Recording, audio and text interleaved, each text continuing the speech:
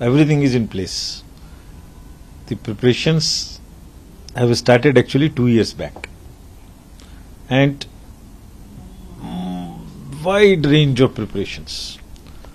So it's from preparing the voter list to preparing polling stations, finding their routes, how to reach their deployment of forces, finding out vulnerable booths, and then creating amenities at the booths, light, shade, ramps, minimum facilities at every booth. So it's a tremendous exercise, started over 2 years back.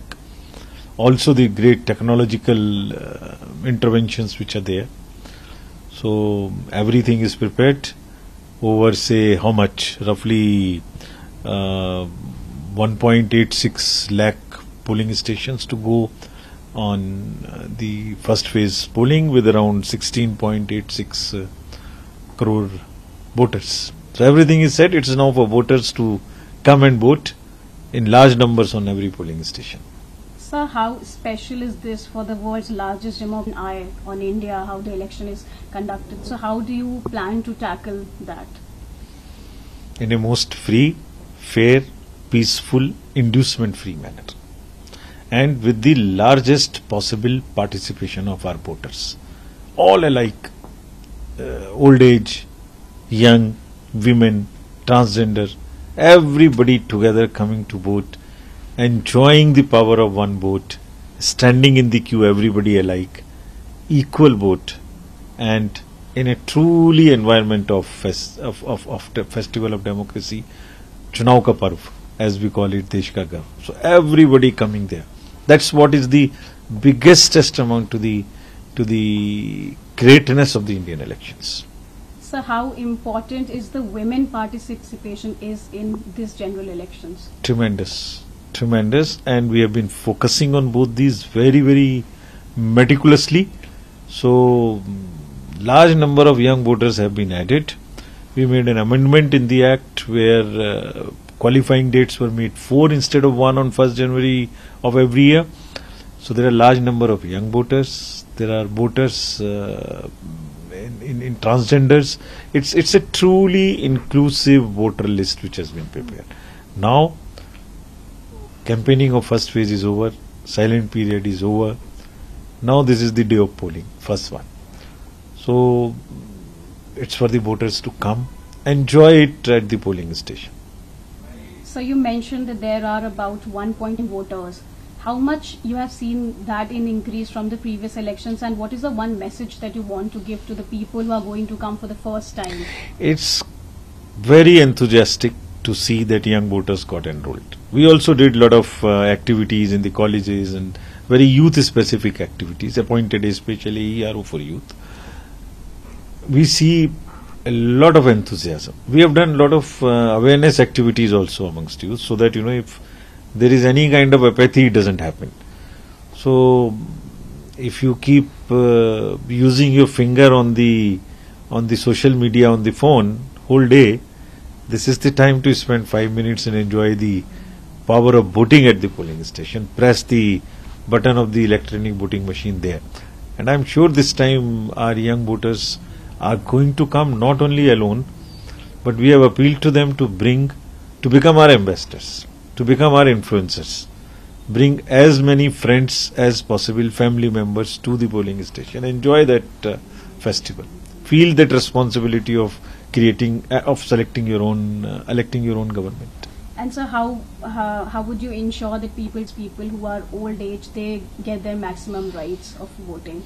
We have done a earmarking in our electoral rolls of the persons with disability, 40% and above.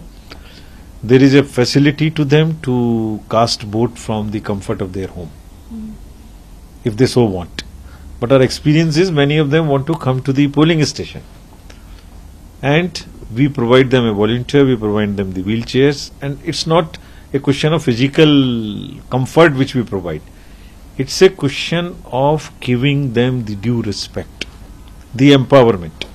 We want to make our polling stations, our electoral process, a case in point that If Election Commission can provide them respect, can provide them equity, can provide them equality, why not the same thing is replicated at railway station, at the airport, in mall?